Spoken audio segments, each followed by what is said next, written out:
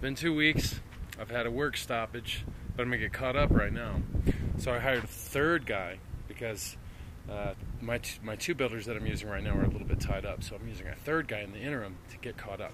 So what I've started to do is we've cut and temporarily affixed the first door to my walk-in, step-in closet, which goes above the cap in an air dam that we're going to create that'll go over it. And so the idea is that the air dam will kind of go right up into that seam where the truck starts to bend. So we're going to kind of come up and around and then over and then shore up the sides and then close it off, and then there's another door. And then these doors will work like a louver. So we'll open that door, and then the door from the dam step-in closet will be able to open through that space. Let's go look at it on the inside. This is the door. Hey, buddy. This door will be, as you open the big door, this door will open right through that. So that I have this. Here he is. You see? How cool is that? So, when the bed is in the down position, I'll be able to open this door, and then there's the air dam here. And so the door to the closet, which is in this space, will open in through or the other way. We haven't decided yet, but it'll be one of these two ways.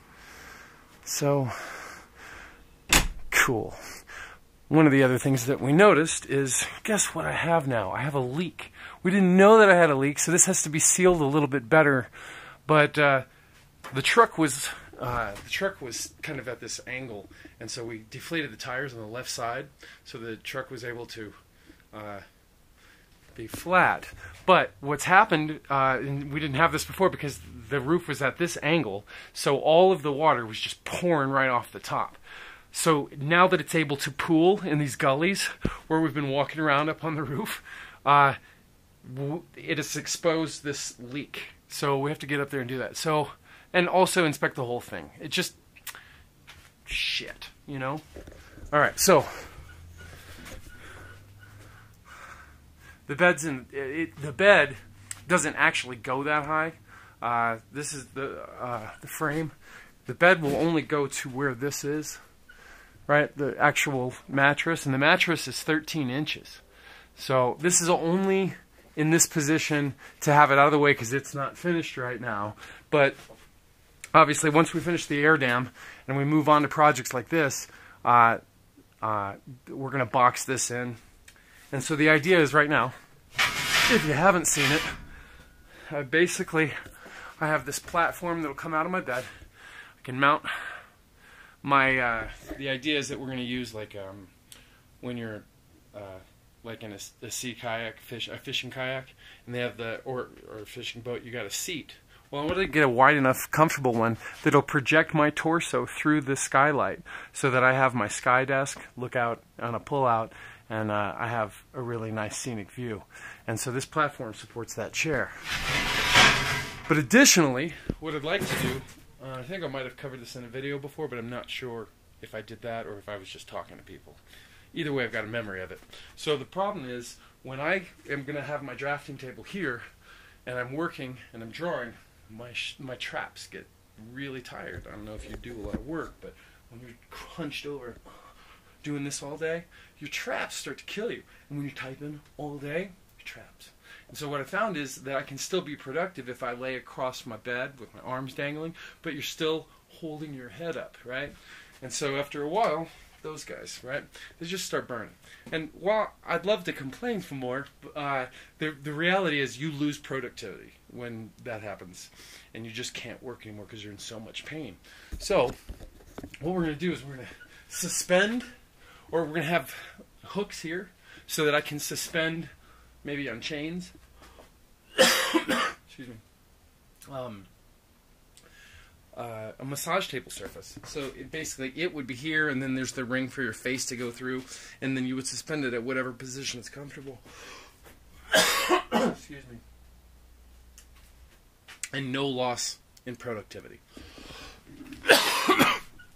Also update, since the last update, is that we ran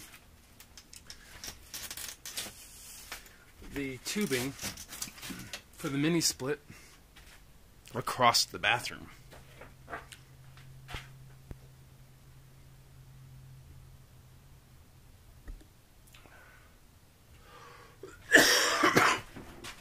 And that's terrifying looking. But it got done.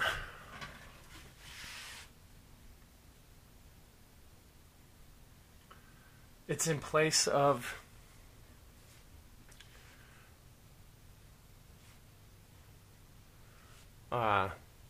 we cut out the Pink Panther and ran it behind here. This is the metal. This is the sheet metal. Some more tabs. And then these are the ribs. Look at the size and the thickness of this stuff, man. Anyway.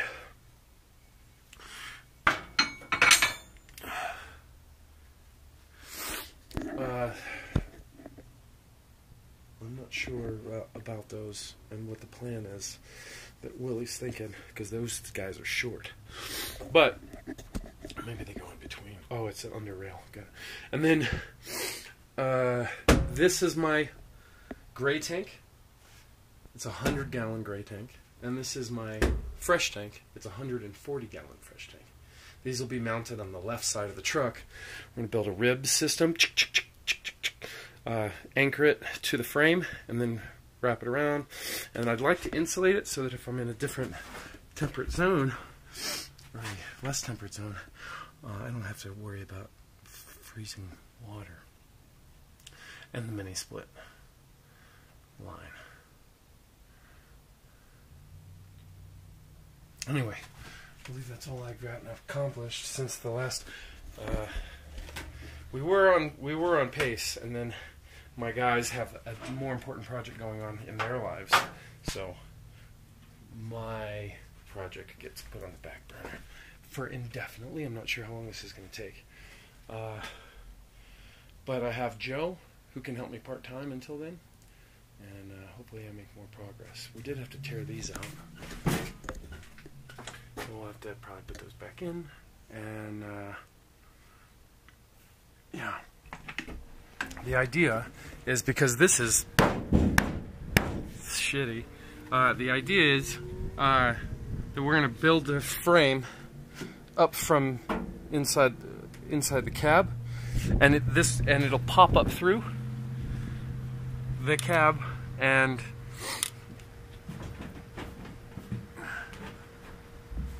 this is all kinds of shitty. Look at that. It'll pop up through, and it'll be suspended, so it'll be like a metal and then plywood, so it'll be strong enough for when I'm in there using it.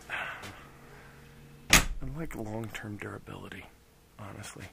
And since these two, right, we got the cab and the truck are independent. I don't know if I'm shaking it enough for you to see, but that shakes independently from the truck. So we're putting the 7.5 inch that squeezes down to about 2 inches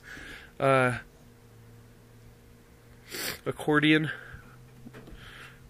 and then this will be built up and sealed off, and then we'll have a curtain that goes across there so it still looks like a cab. Obviously I gotta get my 2 seats in there, because the bench seat is not a good idea if you want to have a doorway. And for up here, it'll just rock independently with the cab, and then that's why there's this system of 2 doors.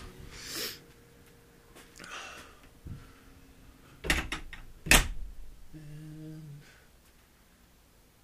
I believe that's all for you. We did reinforce this a little bit, and we do have these 2x8s here. Because there's a lot of pressure coming here, but now that the air dam will be there, it's not that this is going to be taking so much you know, wind pressure. I don't know. I mean, of course we're going to experiment and stuff because you do only have this little bit of a gap here, right? And so there's going to be, obviously, air popping in from the top. The sides go out a little bit farther. But I don't know what the physics of this is. So we'll find that out and fix it if it's a problem. But, hey, I appreciate you watching my channel. I appreciate you subscribing. I appreciate you liking my videos. And if you leave comments, I'll read them. I don't have very many comments yet, but as they grow, I'll start responding to them. And I just appreciate you guys kind of rooting for me. That's my favorite thing, man. I mean, there's a lot of negatives out there, sure, but the positives are really cool. So I appreciate that. Thank you.